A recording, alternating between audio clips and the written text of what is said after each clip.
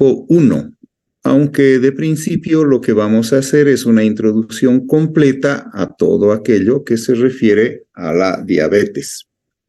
Por este motivo es que vamos a empezar nuestra clase con las disculpas por haber tenido que postergar a esta hora por varios motivos, entre ellos la famosa marcha que se ha tenido y también algunas cuestiones que tenían que ver con motivos de fuerza mayor.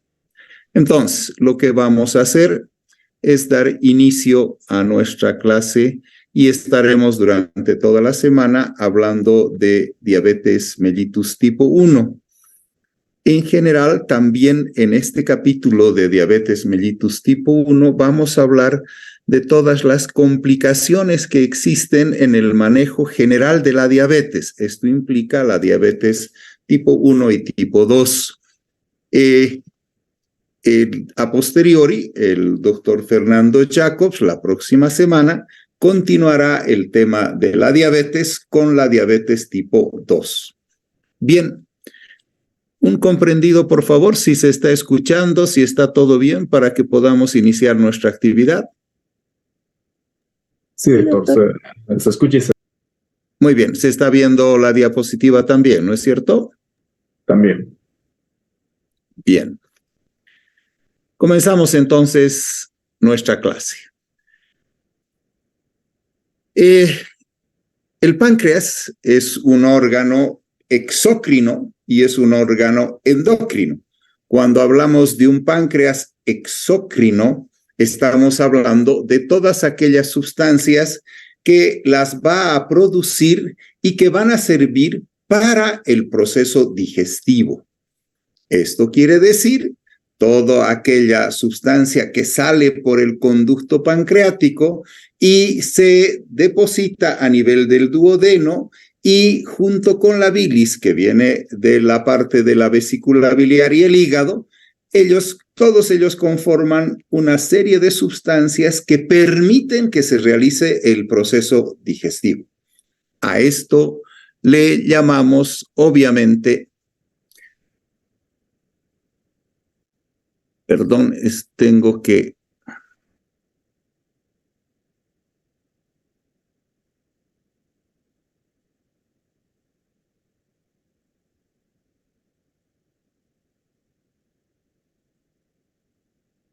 Recording in progress. Ahora sí, entonces, volvemos a expresar que el páncreas se divide en dos, el páncreas endocrino, que es lo que vamos a ver, y el páncreas exócrino. El páncreas exócrino es aquel páncreas que sirve para realizar todo el proceso digestivo. Y como nosotros sabemos, a través del conducto pancreático, todas las sustancias que éste produce van a ser depositadas a nivel del marco duodenal en conjunto con lo que va a salir del árbol biliar y de la vesícula biliar. El páncreas endocrino está formado por alrededor de 1 millón de islotes de Langerhans. Estos islotes de Langerhans son aquellas células que mandan su producto hacia la circulación en forma directa, no a través del conducto pancreático. Y estos islotes llamados de Langerhans tienen una serie de células que lo componen. Estas células son las células PP, las células llamadas delta, las células llamadas alfa, las células llamadas beta, las células llamadas Y, y las células beta, por su lado, van a dar lugar a el tema principal de nuestro trabajo en lo que se refiere a la diabetes mellitus tipo 1, y es a la insulina. La insulina es una hormona metabólica, y esta hormona metabólica va a ir almacenándose en diferentes células de nuestro organismo. Puede ser la parte muscular, puede ser la parte nerviosa, puede ser la parte ósea. En muchas partes de nuestro organismo tienen receptores especiales las células para hacer de receptáculo de la insulina. Y está producida, esta insulina, por las células beta y se libera gracias a que existen sus estímulos de liberación, como son la glucosa, la manosa, los aminoácidos, la GLP-1, el glucagón, la colecistocinasa, los ácidos grasos en general y los llamados beta-adrenérgicos. Y hemos visto que los beta pueden ser también aquellos que aumenten o disminuyan la glicemia en nuestro organismo gracias a que se trabaja con la insulina. Por su lado, el llamado polipéptido amiloide del islote, modula el apetito que nosotros tenemos, el vaciamiento del estómago, la secreción de insulina y la secreción de glucagón, y está producido por las llamadas también células beta. La grelina puede ser escrita con H intermedia o no, ambos son válidos, produce la regulación de la sensación que tenemos los seres humanos del hambre o de saciedad. El momento en que se va a liberar grelina, te está diciendo que estás satisfecho. Cuando ella disminuye, quiere decir que vas a tener la sensación de hambre. Por su lado, el glucagón produce la movilización de los depósitos de glucógeno para convertirse, obviamente, este glucógeno en glucosa y así poder hacer el trabajo completo, y está producido por las células alfa. Por su lado, la somatostatina es un inhibidor de las células secretoras en general y está producido por las células Y. Las células delta. A su vez, el péptido pancreático favorece el proceso digestivo y está producido por las células PP del páncreas. Este páncreas puede tener serios problemas, por ejemplo, una pancreatitis aguda necrohemorrágica, y este páncreas puede perder su celularidad, como también esto a través de alteraciones de procesos digestivos, porque el páncreas contiene pues sustancias que digieren cualquier parte de células de nuestro organismo y se puede autodestruir. Pero también los virus, algunas bacterias, pueden destruir el páncreas y algunos de ellos tienen predilección por estas células llamadas células beta y destruyen las células beta. Cuando se han destruido las células beta del páncreas, cuando desaparecen estas células y no pueden hacer la liberación de la insulina y la producción de la insulina, hablamos de que existe la diabetes tipo 1. Otras alteraciones existen que tienen que ver con la genética, que tienen que ver con la parte de la herencia familiar que tenemos, y por lo tanto hijos de diabéticos van a ser propensos a tener diabetes. Pero también es cierto que aquellos que tienen diabetes tipo 1, en su generalidad los diabéticos tipo 1 han salido de familias que tienen problemas genéticos y que conllevan la diabetes en esto. De esta parte podemos decir que existe una clasificación antigua a la cual a la diabetes tipo 1 se la llamaba diabetes juvenil. Generalmente aparecía antes de los 30 años. Y la otra diabetes, la diabetes del adulto, la diabetes que está después tipo 2, es una diabetes que generalmente aparecía después de los 45 años. El porcentaje a nivel mundial de lo que es la gente con diabetes, se calcula que un 12% de la población mundial es una población que tiene diabetes.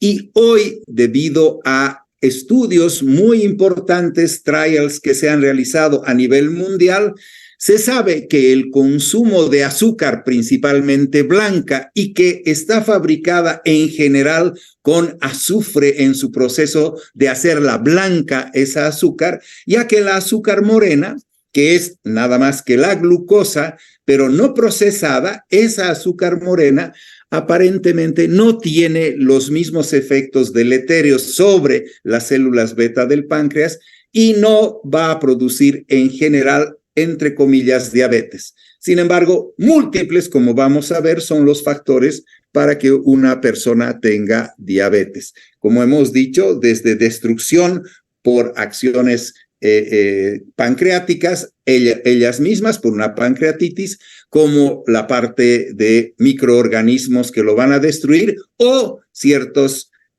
informes genéticos que tenemos en los cuales nos van a llevar hacia la diabetes. Una vez visto esto, vamos a entrar ya a específicamente el trabajo de las generalidades clínicas de la realidad de lo que es una diabetes dentro de nuestro organismo.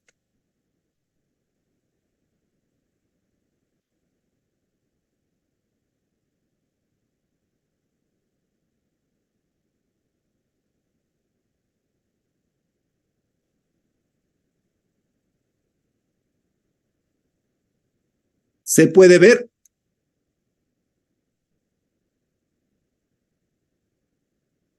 Perdón, ¿se está viendo el mapa conceptual? No, doctor. Ya, perdón, un segundito, por favor.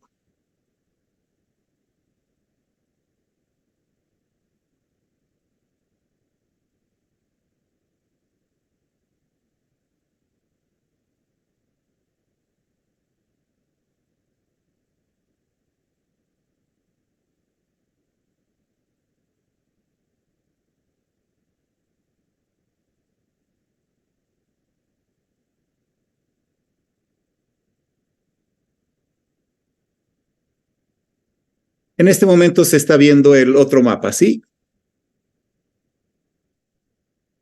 Sí, doctor. Ya. Entonces, vamos a comenzar hablando de la insulina y luego vamos a pasar a hablar de la diabetes en general. Vamos a hablar de la insulina debido a todas las acciones, ya que si vemos el concepto de diabetes es la ausencia que existe en la producción de la insulina o la resistencia que tienen ciertas células a la acción de la insulina. Entonces, en este cuadro sobre la insulina, podemos visualizarlo de esta forma.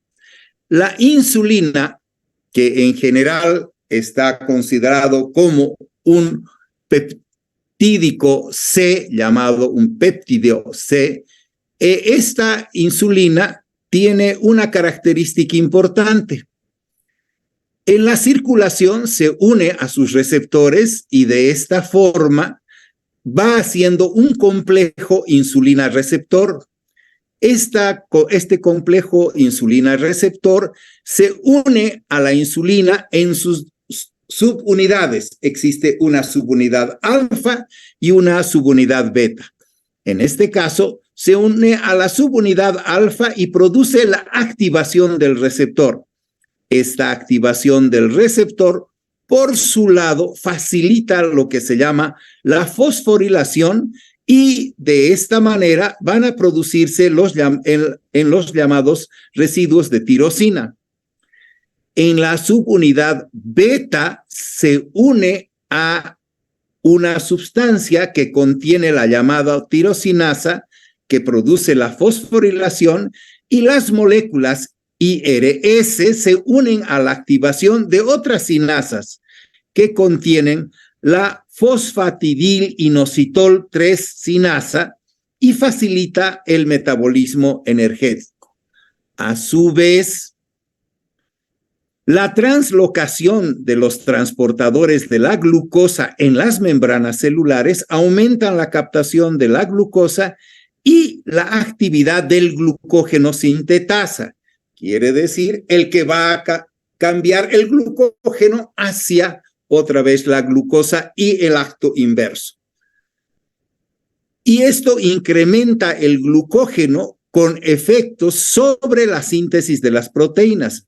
Ya sabemos que las proteínas, los lípidos, las sustancias lipogénicas también van a ser las que van a convertirse en un momento la glucosa en grasa y en otro momento la grasa en glucosa. Y igual que lo que sucede con las proteínas. A esto le llamamos la lipogénesis, incrementando la proliferación de las células y a la vez la replicación de las células a través de los llamados mitogénesis. Existen otros agentes hormonales que reducen la afinidad de los receptores por la insulina. Por ejemplo, los glucocorticoides, sustancias que las tenemos dentro de nuestro organismo, pero que también pueden ser usadas en formas de fármacos. Y ellos también son diabetógenos. Quiere decir, van a alterar, reducen la afinidad hacia los receptores de insulina. Y también la fosforilación aberrante que se puede producir, dando lugar a una resistencia importante insulínica y una regulación negativa del receptor. Por lo tanto, aparte de tener el problema de que no se produce si se destruyen las células beta, la insulina, también puede ser que aquellos que la utilizan no la pueden utilizar porque existe la llamada resistencia por una regulación negativa que se produce en el receptor. Bien, también lo que podemos nosotros estudiar es todo el sistema ahora de la insulina. La insulina nace como proinsulina, con habíamos dicho, dos cadenas, una alfa y una beta. Y es una larga molécula proteica de cadena única de principio. La alfa y la beta es una sola cadena. Esta cadena, para poder actuar, se procesa a nivel del aparato de Golgi, y donde en el aparato de Golgi se hidroliza, es hidrolizada y se elimina de esto 4 de sus componentes aminoácidos. Desaparecen 4 de sus aminoácidos, aparece, gracias a la acción del péptido C que hemos dicho, aparece la forma de insulina. O sea, la insulina nace como proinsulina y se convierte en insulina a nivel del aparato de Golgi gracias a que le quitamos sus 4 aminoácidos. La insulina, por su parte, es una proteína pequeña con un peso molecular de 5.808 y que contiene 51 aminoácidos ordenados en 2 cadenas, como hemos dicho, la A y la B, unidos por los llamados puentes disulfuro. Esta insulina es liberada por las células beta del páncreas en forma de cristales que contienen 2 átomos de zinc en los cristales y 6 moléculas de insulina. Así es que se tiene la insulina original dentro de las células beta de nuestro páncreas. Se produce alrededor de 8 miligramos de insulina y la insulina sérica normal es de 5 a 15 microunidades por mililitro y puede aumentar en forma máxima a 60 a 90 microunidades por mililitro. En general, se produce a nivel de un día alrededor de unas 200 unidades biológicas. Por su lado, una vez que la insulina se ha producido, empieza la actividad del hígado y el riñón. Ambos van a ir, en un caso, a destruirla y en otro caso a eliminarla. En el caso del hígado, esto degrada el 60% de la insulina y le da a la vez el riñón de un 35 al 40% que la elimina. Al degradarse y eliminarse, ya la insulina no tiene acción dentro de nuestro organismo.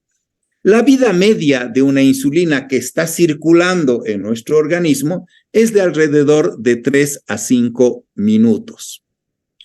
De esta manera podemos nosotros entender todo el proceso de la producción de la insulina y cómo trabaja la insulina a través de las acciones en los diferentes tejidos.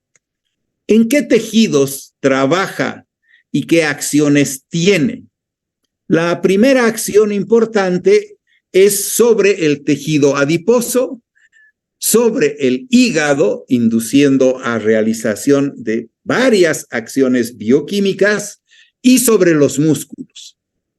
En el tejido adiposo induce el incremento de los triglicéridos, la hidrólisis de los triglicéridos y la esterificación en ácidos. A la vez inhibe la lipasa intracelular. Por su parte, sobre el hígado promueve la inhibición de la llamada glucogenólisis. A la vez inhibe la conversión de ácidos grasos y aminoácidos y produce los cetoácidos y evita la producción de la llamada cetoacidosis, que la vamos a ver en una de las complicaciones importantes de la diabetes. A la vez promueve la inhibición de la conversión de aminoácidos a glucosa y promueve el incremento de la síntesis de los triglicéridos y la formación de las lipoproteínas de muy baja densidad. Trabaja sobre lipoproteínas de baja densidad. Y por último, lo que hace es ayuda al almacenamiento de la glucosa y que la convierte en glucógeno. Por lo tanto, el órgano más importante para producir los cambios en las diferentes formas del trabajo de la insulina está dado en el hígado. Pero a su vez también hemos dicho que el hígado es el que destruye a la insulina en el 60% a través de actos llamados bioquímicos. El uso de la insulina a través de la introducción de la glucosa hacia las células es principalmente relacionada con el músculo. Trabaja inhibiendo una fosforilasa y promueve en el músculo la insulina, la síntesis proteica, la síntesis ribosomal de las proteínas en general, la inducción de la glucógeno sintetasa, el transporte de aminoácidos y el transporte de glucosa. Sabemos que nosotros tenemos masas musculares y la masa muscular está conformada en su mayoría por las proteínas. Pero para que este músculo funcione, necesita de una sustancia que le da la energía suficiente para funcionar, y esta es la glucosa. Quien permite que la glucosa se introduzca dentro del músculo, de la célula muscular, es la insulina. Bien, por su lado,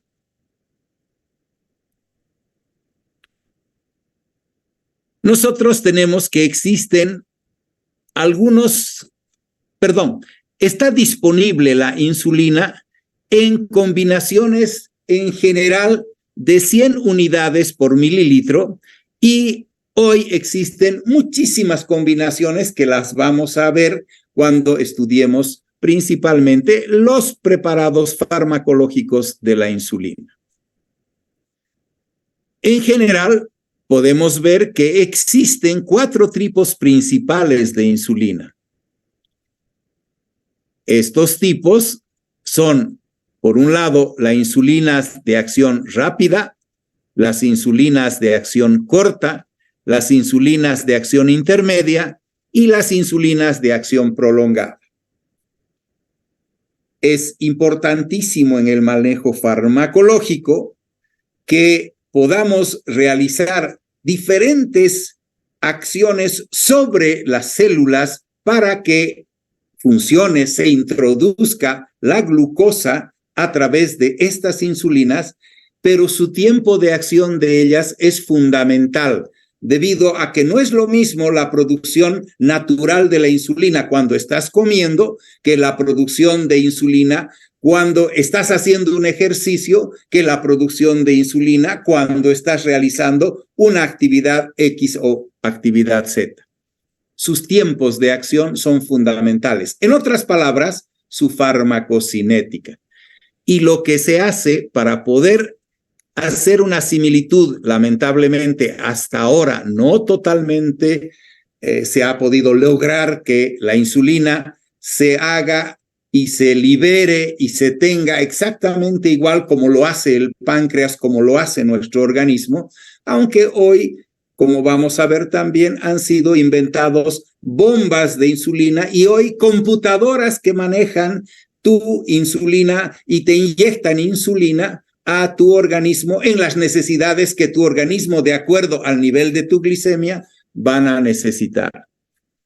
Cuando hablamos de insulinas de acción rápida, nosotros hablamos de la insulina Lispro, de la insulina Aspart, de la insulina glulicina y de la insulina inhalada, quiere decir a través del ingreso del sistema respiratorio. Por su lado, la única insulina de acción corta que existe es la llamada insulina regular y fue obviamente la primera en ser producida farmacológicamente hablando. Luego tienes insulinas de acción intermedia, que también es la que aparece en segundo lugar, y esta se llama NPH, o también llamada insulina isofántica antiguamente. Por su lado, hoy es necesario que el individuo que está durante 24 horas activo, en el sentido de que su organismo está funcionando, necesita insulina por bastante tiempo y no por los 3 a 5 minutos que dura cuando ha sido liberada. Por ese motivo, han tenido que fabricarse nuevas insulinas y estas insulinas son en su mayoría de acción prolongada. Y terapéuticamente lo que hacemos es utilizar las insulinas de acción prolongada unidas a aquellas insulinas que sean de acción corta o de acción rápida o que sean de acción intermedia. El juego de todo esto estará explicado en la parte terapéutica. Las insulinas de acción prolongada serán la insulina llamada D-temir, la insulina Gargina y la insulina D-gludec.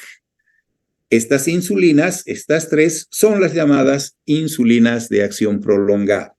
El concepto de prolongado, ya lo vamos a ver, tiene que ver obviamente con el tiempo. Las insulinas de acción rápida quieren decir que son aquellas que se las coloca e inmediatamente empiezan a actuar. Son resultante de haber actuado farmacológicamente en la inversión de los residuos de proteína y de lisina que contiene. Se las estabiliza en lo que se llaman hexámeros mediante una sustancia conocida como cresol, y esta es aplicada a través de vía subcutánea, se disocia rápidamente en monómeros y se absorbe muy rápidamente. Su acción comienza de 5 a 15 minutos de haber sido inyectada. Todas estas insulinas son, excepto la inhalada, son a través de inyección, quiere decir a través de la vía paraenteral. Y alcanza su máximo efecto alrededor de 1 hora después de la aplicación. Por su lado, la insulina Aspart se crea mediante la sustitución de la prolina, que es la llamada prolina B28, que es un aminoácido, con un ácido aspartico, y este ácido aspartico le da una carga eléctrica especial y que permite que se produzca una modificación y este inhibe la agregación de la insulina. Esta es una insulina equivalente en inmunogenicidad a la insulina normal que tenemos dentro de nuestro organismo. La insulina glulicina está formulada por la sustitución de la aspargina por una lisina en la posición B3 y a la vez se la conjuga con el ácido glutámico por insulina en la posición, se la cambia por el ácido glutámico por insulina en la posición B29. Obviamente estamos hablando de la cadena B en el lugar 29 del aminoácido 29 y el aminoácido 3, para entenderlo mejor. Como verán, todas estas insulinas son inyectables y todas vienen como soluciones cristalinas y tienen un pH neutro, que tienen pequeñas cantidades de zinc que mejoran su estabilidad y su tiempo de almacenamiento. Estas todas son para la colocación por medio inyectable. Más moderna aparece la llamada insulina inhalada. Esta insulina inhalada lo que hace es ser un polvo de absorción alveolar. Se la produce como un polvo que se lo tiene que aspirar, introducir dentro del árbol respiratorio y esta insulina se absorbe rápidamente y entendemos por farmacocinética, así lo habíamos dicho, que el árbol respiratorio tiene 144 metros cuadrados para poder absorber. Comparado con nuestra boca contra nuestro intestino, es realmente enorme la cantidad, pero también entender que puede producir lesiones por problemas de inflamación o también se ha visto por otro tipo de conflictos que se tienen. Su administración es en general prepandrial, no es más que agarrar un puff o un puff de esta sustancia, colocársela en la boca antes de empezar a comer, aspirarlo y ya tienes la insulina circulando y ya está actuando.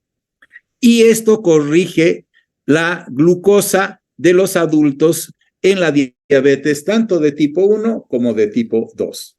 Una forma novedosa de introducir la insulina y a la vez una forma muy utilitaria, pero todo en farmacología tiene que ver con el ideal y tiene que ver con el precio y tiene que ver con los efectos colaterales. Eso lo estudiamos en cada una de ellas aparte.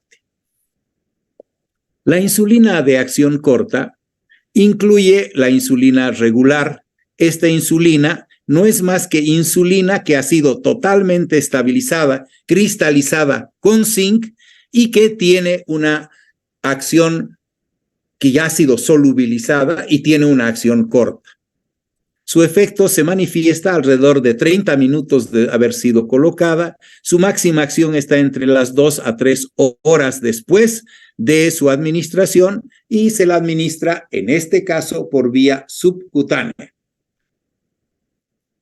Su duración de acción es de 5 a 8 horas. Se puede hacer también una administración única por vía endovenosa, pero esta insulina regular no se la puede mezclar con la insulina, la glargina ni el demetil. No se puede mezclar porque producen alteraciones bioquímicas importantes y está contraindicada su fusión, su administración conjunta de todas las otras posibilidades que existen para administrar la insulina de diferentes tiempos de acción. La acción intermedia está dada por la insulina NPH, que tiene una acción intermedia y su absorción e inicio de acción se retardan porque lo que se hace, la NPH, la P es de protamina, porque lo que se hace, se combina la insulina normal, se la combina con protamina y se altera su proceso de absorción. Está mezclada en 6 componentes que tienen una estructura similar al esperma de la trucha arcoíris. O sea, para producir esta insulina isofántica llamada NPH, se necesita utilizar el esperma, quiere decir los espermatozoides y el líquido seminal que se sale de las truchas. Su inicio de acción es de 2 a 5 horas y su duración de 4 a 12 horas. Quiere decir que podría comenzar bastante difícil si vamos a tomarla exactamente antes de comer. Va a pasar mucho tiempo en que va a empezar a actuar, pero sí tiene una característica de que va a actuar por bastantes horas, de 4 a 12 horas. Por lo menos mediodía nos tendría más o menos bien administrada, se la podría estar siendo utilizada en nuestro organismo. En este caso sirve para el reemplazo en pacientes con diabetes tipo 1, o sea, la insulina que no tiene el paciente en los diabetes de tipo 1 es la NPH la que tiene una muy buena posibilidad en su administración. Sin embargo, con el paso del tiempo aparecen otras insulinas y a estas otras insulinas las llamamos insulinas de acción prolongada.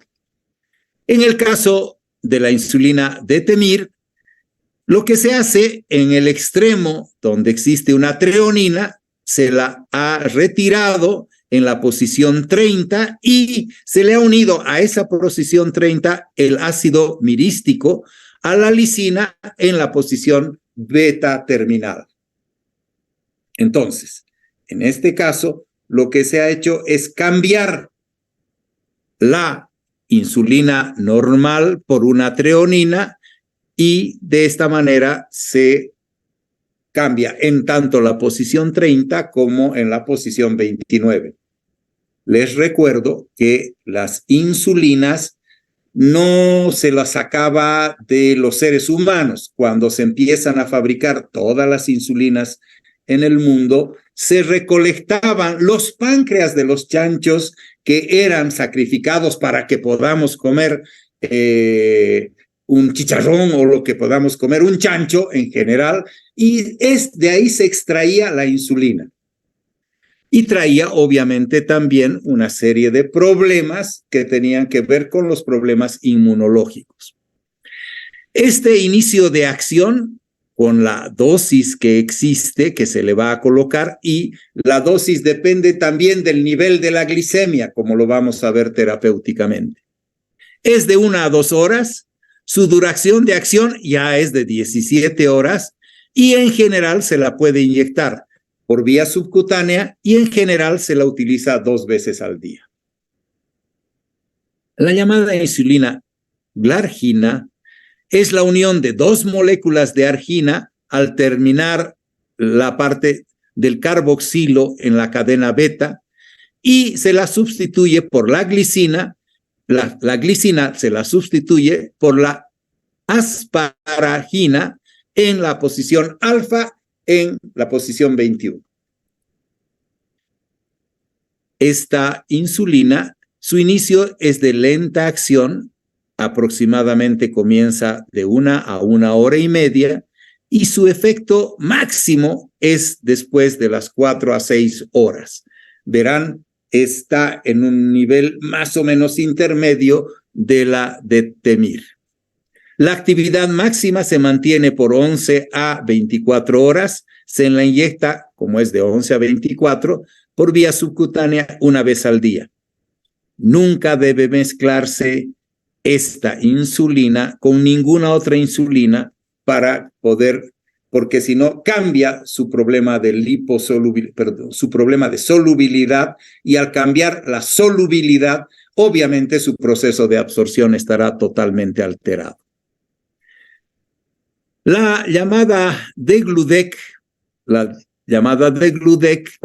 es una insulina en cuyo extremo, que tiene la treonina, toda insulina tiene la treonina, ha sido retirado en la posición B30 y la lisina en la posición 29, y a esta se la conjuga, en vez de ser con el ácido mirístico, se la conjuga con el ácido hexadecanoico.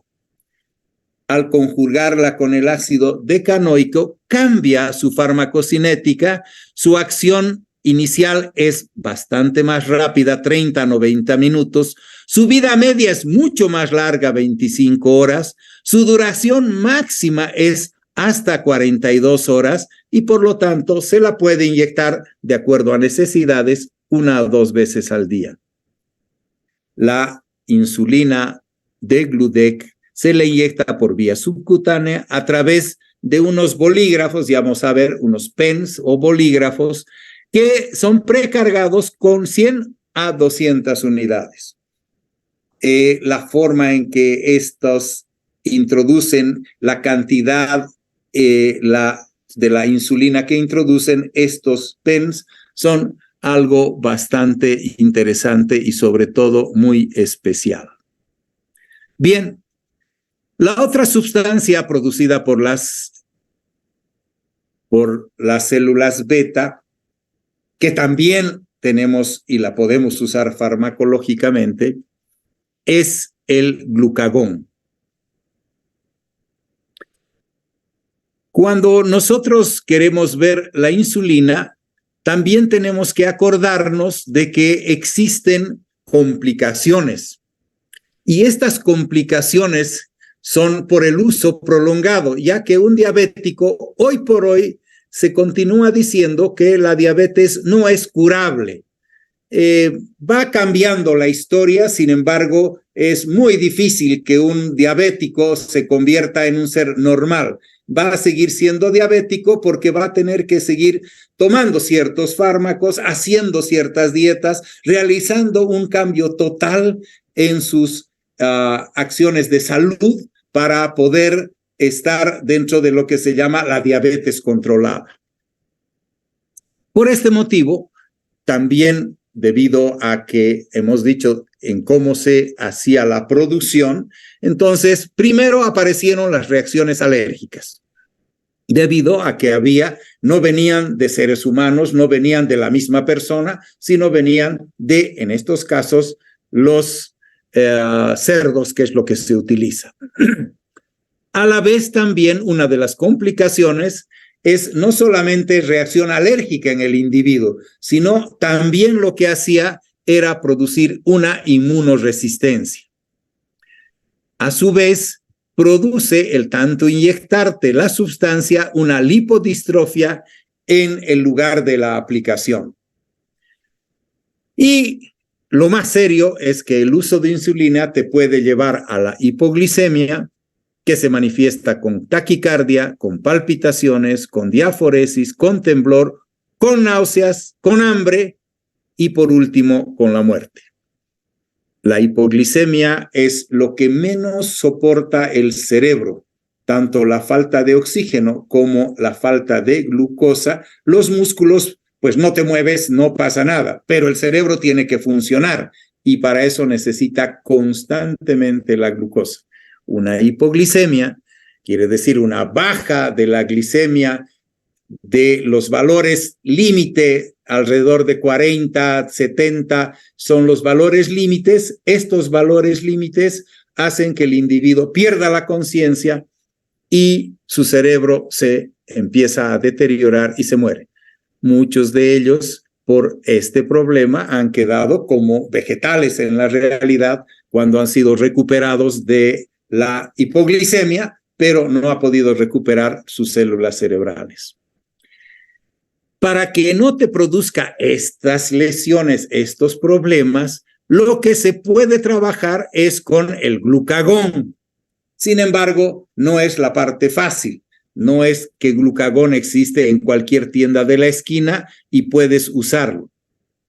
Lo más fácil es, un diabético debe tener una pastillita o 2 pastillitas o prepararse inmediatamente agüita con azúcar para tomar y que rápidamente pueda subirse su glucosa o la glucemia a nivel de la sangre, como hoy mejor se expresa.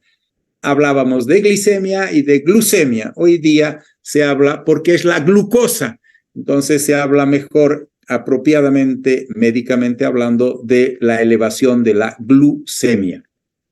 Bien, químicamente, ¿qué es este glucagón y cómo se va a producir sus alteraciones metabólicas?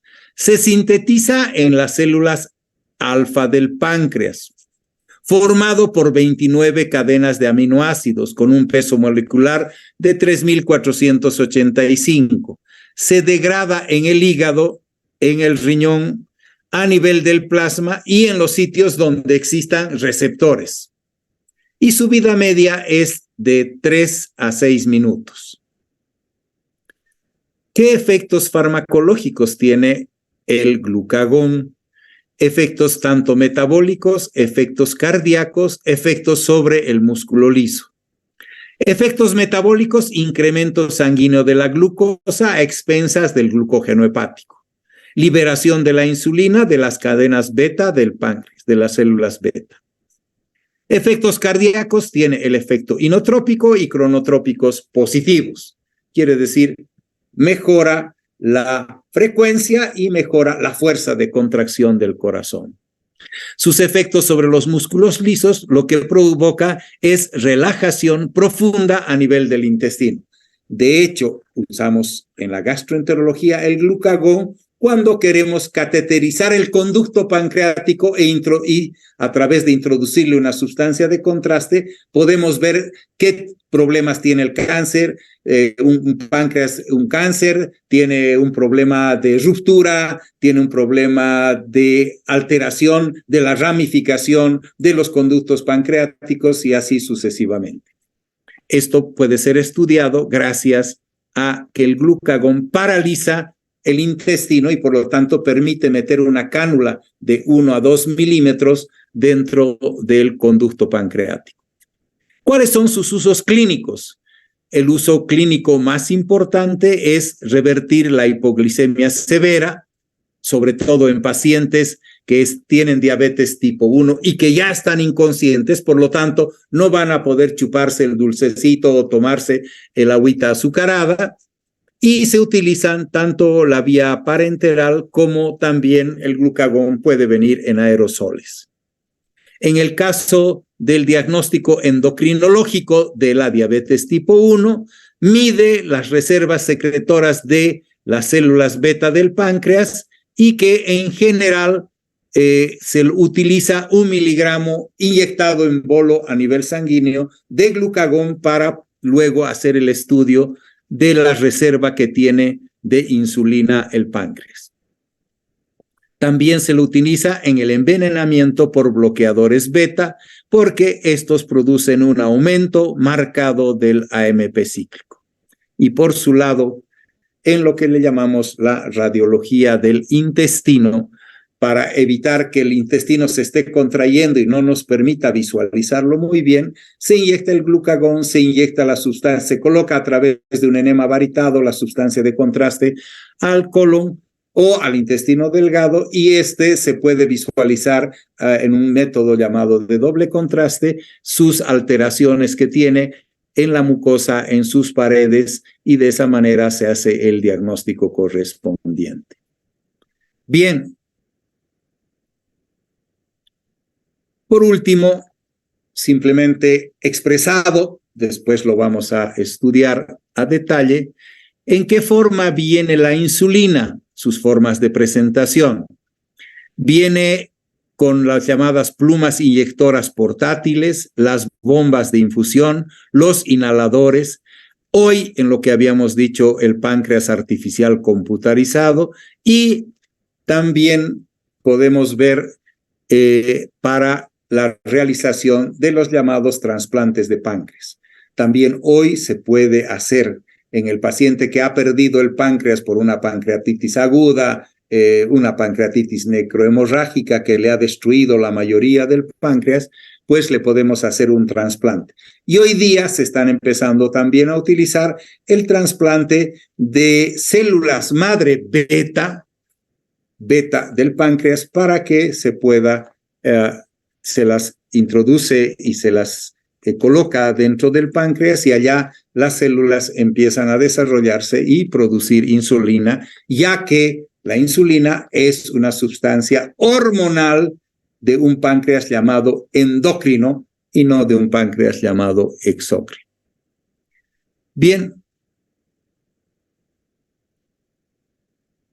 Ahí vamos a dejar de ver y a ver si podemos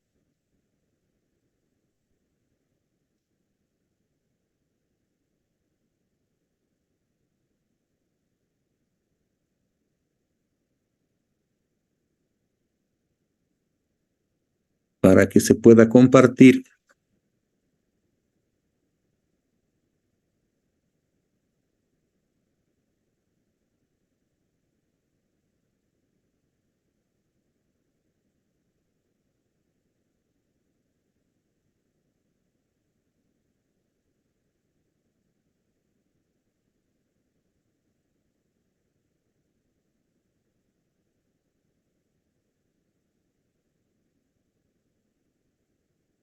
Lamentablemente, aquí está. Bien, ahora sí. Vamos a empezar a hablar de la diabetes mellitus, ahora sí como enfermedad. Cuando empezamos a hablar como enfermedad, nosotros vamos a poder entender la parte clínica y entender la parte terapéutica y obviamente aplicarle el acto farmacológico en la terapéutica o los actos otros diferentes. Bien, la diabetes mellitus existe de diferentes tipos. Esta diabetes mellitus, como decíamos, de tipo 1, llamado insulina dependiente, es la que nos toca ver a nosotros. La diabetes mellitus tipo 2, llamada no dependiente de insulina, la van a realizar con los llamados hipoglicemiantes orales, que la va a llevar adelante el doctor Jacobs. A la vez, también existen otros tipos de diabetes, por ejemplo, la diabetes mellitus tipo 3 y la diabetes mellitus tipo 4. También existe esta diabetes mellitus tipo 4, se la llama hoy día diabetes mellitus gestacional DMG. ¿Qué es la diabetes mellitus tipo 1? Es una diabetes dependiente de insulina. Hoy es en el lugar del mundo, en Europa y en una ciudad española llamada de Cerdeña, donde la mayor cantidad de algún influjo genético que existe ha hecho que se concentren ahí casi un altísimo porcentaje de la población, llegando entre el 15 al 20% de la población, pueden ser diabéticos, tienen diabetes, en otras palabras. Lo que es un monto realmente altísimo y tiene que ver, obviamente, con la parte genética. Esta diabetes mellitus tipo 1 se caracteriza por una destrucción selectiva de las células beta y a su vez produce una deficiencia severa o absoluta de la insulina, y por esta razón el tratamiento es solo y exclusivo con insulina. Las diabetes tipo 1 no se tratan con hipoglicemiantes orales ni con los brebajes y cosas especiales que algunas veces creen los callaguayas que pueden hacer efecto. Por su lado, las causas de la diabetes tipo 1 son, como hemos dicho, idiopática, es la que no se conoce. También puede ser inmunitaria y que tiene que ver con la parte genética. Y esta es la forma inmunitaria, quiere decir destrucción de las células beta por algún problema inmunitario, es la forma más común. En general, son hechas en menores de 30 años y puede presentarse, sin embargo, en cualquier edad. Quiere decir, la destrucción inmunitaria de las células beta del páncreas puede ser a cualquier edad. Aunque si existe una rama genética que va a influir, es obvio que se va a producir, por eso se llamaba antes, la de tipo 1 se llamaba diabetes infantil. Se producía en personas menores de 30 años en general, en niños en particular.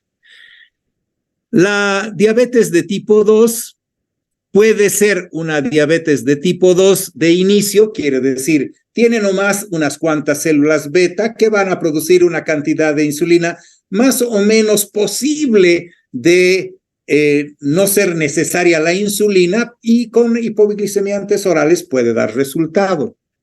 Sin embargo, es muy claro que la diabetes tipo 2 puede y evoluciona a diabetes tipo 1, ya que puede destruirse todas las células beta y por lo tanto inexistir.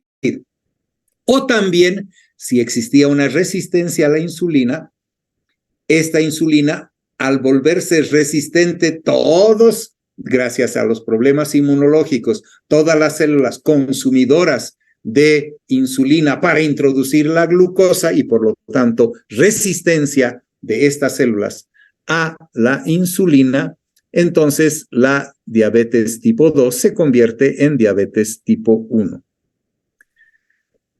¿Cómo se puede presentar? En otras palabras, se le llama también debutar la diabetes mellitus tipo 2. Se puede presentar o debutar, quiere decir el paciente, ya que la diabetes no es una enfermedad que se lo mira al paciente y se dice como cuando está estornudando, está con rinorrea o cuando está con dolor en su abdomen y demás, se sabe que algo tiene. La diabetes puede pasar totalmente desapercibida, al extremo que solo puede presentarse y solo se presenta ya con lesiones serias del organismo, lesiones oculares, lesiones a nivel de la parte neuroanatómica de nuestro organismo. También pueden haber alteraciones importantes a nivel del hígado. Hoy se sabe que la degeneración grasa del hígado, que hoy también se sabe puede terminar en un problema de cirrosis o en un problema de hepatoma, un cáncer de hígado, son producidos por el problema de la insulina, y la falta de insulina hace que se convierta todas las sustancias en grasa y la grasa no pueda volverse otra vez glucosa de acuerdo a las necesidades y se vaya depositando. Es este motivo que hace que sea muy necesario controlar a los pacientes que tienen problemas de demasiada sed, demasiado apetito, demasiado orinar y alteraciones de la conciencia, alteraciones a nivel neurológico, tomarles atención y siempre que van a una consulta, y sobre todo aquellos que van por primera vez a una consulta, se les debe hacer un examen de la glucemia, de rutina. Aquel que ya se ha visto que podría estar entre los prediabéticos, porque hoy también se habla de la prediabetes, aquellos que pueden ser prediabéticos, cuya glucosa a nivel de la sangre, su glucemia es alrededor de 126, más o menos.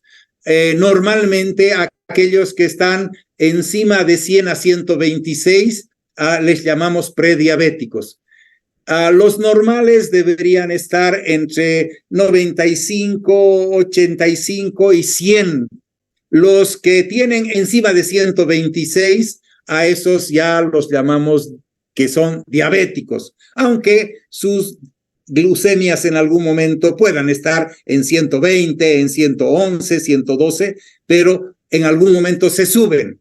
Y el mejor momento para estudiar la cantidad de glucosa que existe en sangre se le llama la glucemia, es obviamente 2 horas después de la alimentación. Por eso hay la prueba de la glucosa, dándole 75 gramos de glucosa, y 2 horas después se le hace, al principio, antes de la glucosa, se le hace su estudio, y 2 horas después se le repite el estudio.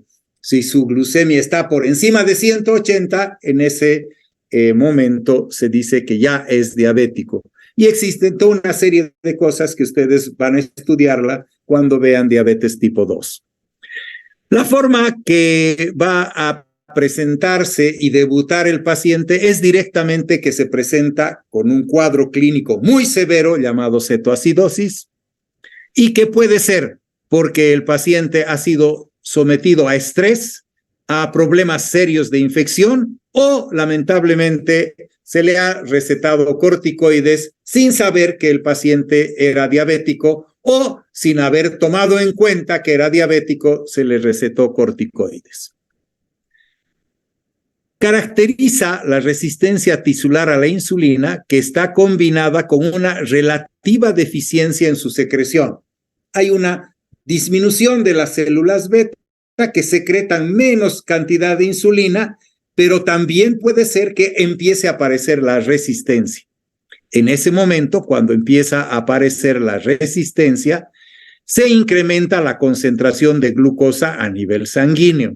Al aumentar la cantidad de glucosa, aumenta el flujo de ácidos grasos libres y de triglicéridos, y también se produce un descenso del HDL, como hemos visto en las dislipidemias, llamado colesterol bueno. Bien, cuando esto sucede, los pacientes se presentan generalmente ya que orinan mucho y también ingieren buena cantidad de agua, pero por cualquier motivo es tan alta su cantidad de glucosa en la sangre por encima de 180 unidades por decilitro.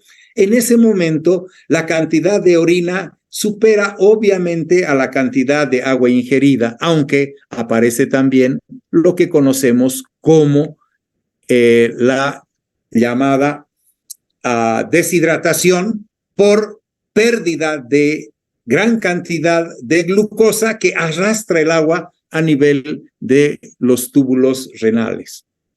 En este caso, por lo tanto, los pacientes se deshidratan y al deshidratarse se presenta, no solamente hay el coma cetoacidótico, sino el coma hiperosmolar no acidótico, cetoacidótico.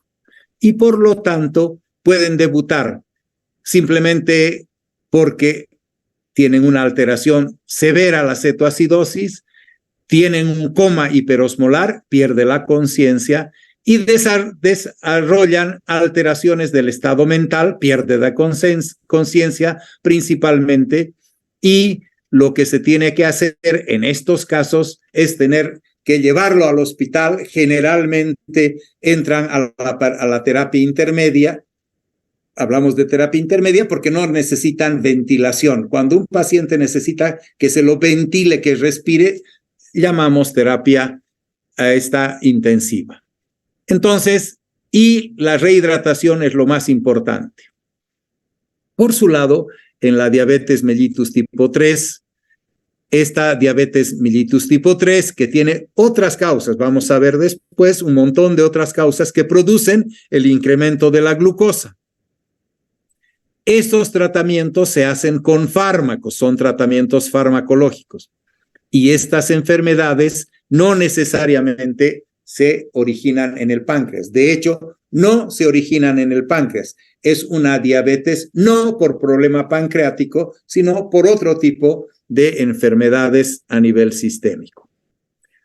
Y para terminar, hablamos de la diabetes mellitus tipo 4. La diabetes mellitus tipo 4, también llamada diabetes mellitus gestacional, DMG, se define como la alteración de los valores de la glucosa observada en el primer trimestre del embarazo.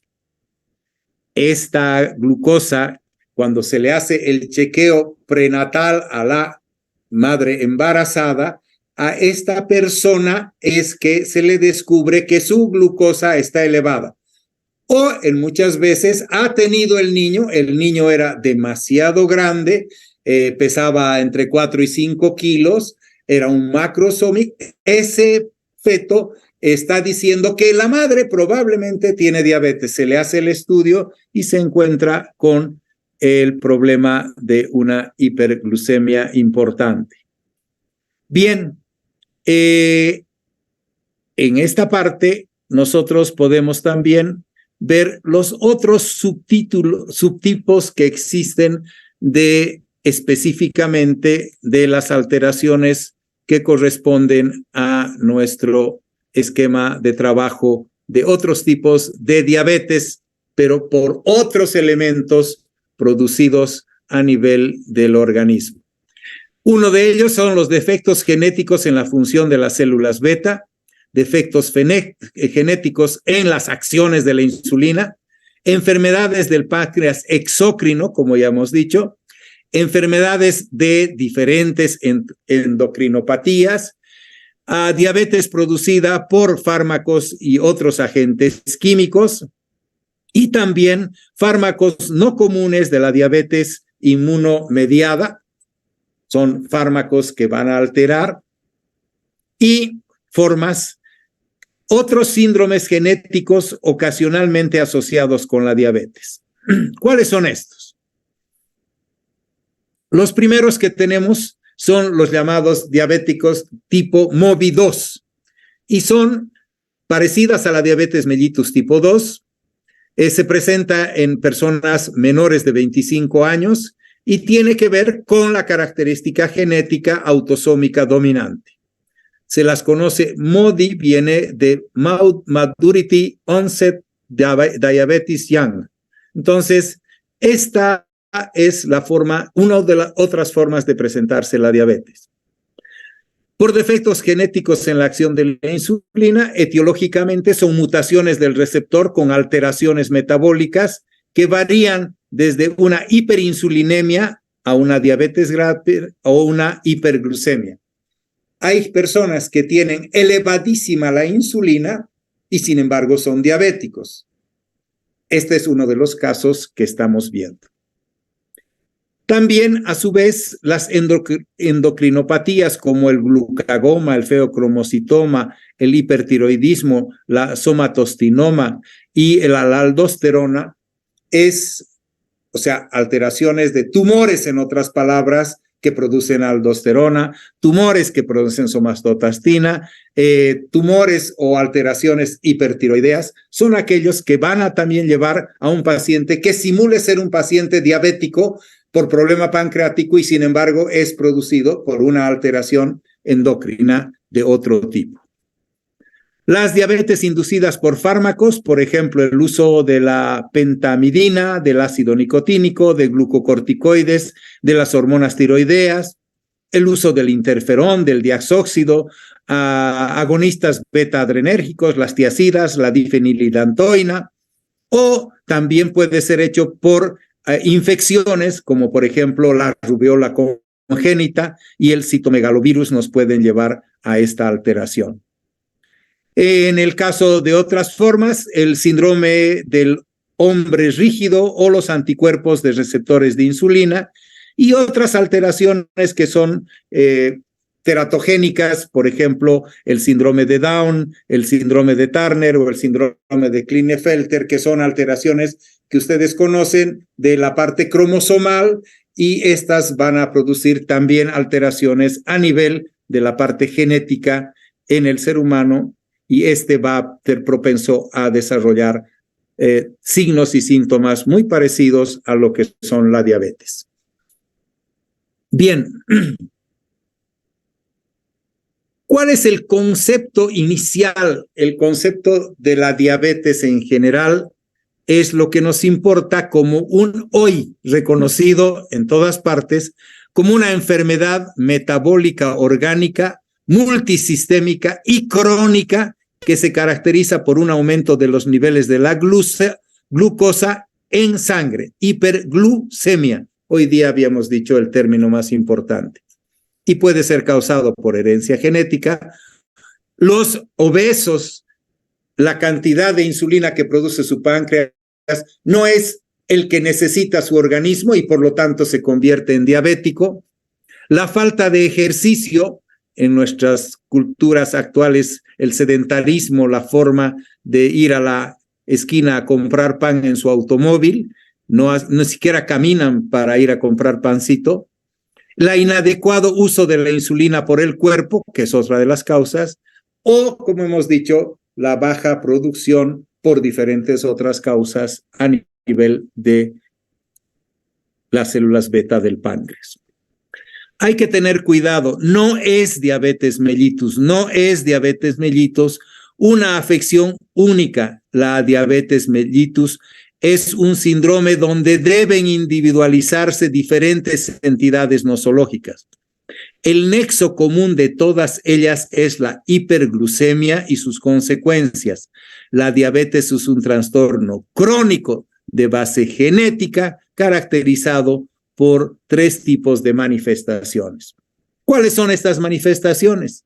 Sus manifestaciones pueden ser un síndrome metabólico, un síndrome vascular y un síndrome neuropático. Por su lado, el síndrome metabólico consiste en hiperglucemia glucosuria, polifagia, polidipsia, poliuria y alteraciones en el metabolismo de los lípidos y de las proteínas como consecuencia de un déficit absoluto o relativo en la acción de la insulina. La alteración más importante es la alteración vascular que afecta a todos los órganos, pero especialmente la circulación, sobre todo a nivel del corazón, las arterias coronarias, a nivel cerebral, a nivel periférico, los riñones y la retina. Hay pacientes que debutan y se conoce que son diabéticos luego de un infarto agudo de miocardio, luego de una falla renal, luego de volverse ciegos y así sucesivamente por las alteraciones vasculares de este síndrome vascular. Y este síndrome vascular puede producir microangiopatías, en el caso, por ejemplo, de la retina, o macroangiopatías, en el caso, por ejemplo, de alteraciones a nivel de los grandes vasos aórticos o cualquier otra parte del organismo. Y el acompañante, condición sine qua non y el más problemático a futuro es el síndrome neuropático, hoy considerado el elemento más importante para su manejo, porque altera tanto el sistema nervioso autónomo como el sistema nervioso periférico. Las neuropatías, llamadas diabéticas, son uno de los conflictos hoy más serios, pero en general aparecen cuando no ha sido manejada la diabetes a tiempo. Por eso es que lo más importante cuando hablamos de diabetes es que se diagnostique, que el individuo sepa que es diabético a tiempo. ¿Cuáles son los síntomas en general del individuo diabético? El primero es poliuria, polifagia, polidipsia, es la tríada sintomática típica, característica. La fatiga, el cansancio, la visión borrosa, la debilidad muscular, la astenia, la pérdida de peso en algunos casos y el prurito generalizado por la concentración del azúcar a nivel de las terminaciones nerviosas, a nivel de piel. Entonces nos dan un prurito que también aquel que se está rascando todo el tiempo y no tiene pulgas, entonces hay que tener cuidado, hay que hacerle su estudio de su glucemia porque podría ser que su glucemia esté elevada. ¿Cuáles son en general las llamadas complicaciones? Las complicaciones de la diabetes, que es una enfermedad mundial, no hay lugar donde no hay raza, no hay sexo, no hay localización geográfica donde no se presente la diabetes. Y hoy en el mundo, por la llamada comida chatarra y por todo aquello que utilizamos en una mala alimentación llamada no saludable, es que vamos a tener todas estas complicaciones. La primera y más importante, la coronariopatía diabética, quiere decir todo aquello que va con la angina y cardíaca, obviamente, y todo lo que hace al infarto agudo de miocardio. Las llamadas retinopatías diabéticas, productoras de ceguera en gran cantidad de poblaciones por los desprendimientos de retina. Complicaciones neuropáticas diabéticas, pacientes a los que hay que amputarles, sobre todo a nivel de los pies, por alteraciones vasculares importante. Primero los dedos, después el pie y después terminando con toda la pierna. Las llamadas neuropatías periféricas, las lesiones osteoarticulares importantísimas producidas por la complicación diabética y las llamadas macroangiopatías, como por ejemplo en diabéticos puede encontrarse el paciente que tiene un aneurisma de la aorta. De esta manera, lo que nosotros hemos hecho es haber hecho todo el estudio completo de nuestro tema, que en este caso es la diabetes mellitus. Como en general, nosotros cumplimos con nuestros ofrecimientos, que nuestras clases, en el caso de la mañana, para evitar los conflictos del cruzamiento, solo duran hasta las 8:00 y no las 8:15, cuando en este momento son las 8:15 y no las 8:30, quiere decir faltan 15 minutos, nosotros hemos terminado con el tema en este manejo del tiempo como debe corresponder en el ámbito de la docencia. El día de mañana ya pasamos a ver la otra parte del tema en lo que corresponde a la diabetes mellitus tipo 1, pero en general vamos a ir viendo complicaciones y cuáles son las formas en que se utilizan las diferentes insulinas y cómo se hacen las colocaciones y lo que se llama la parte terapéutica. Y terminamos el día jueves. Muy bien, cuando son las 8:16, hemos terminado el tema. Les agradezco muchísimo su participación. Estamos con 43 estudiantes. Esperamos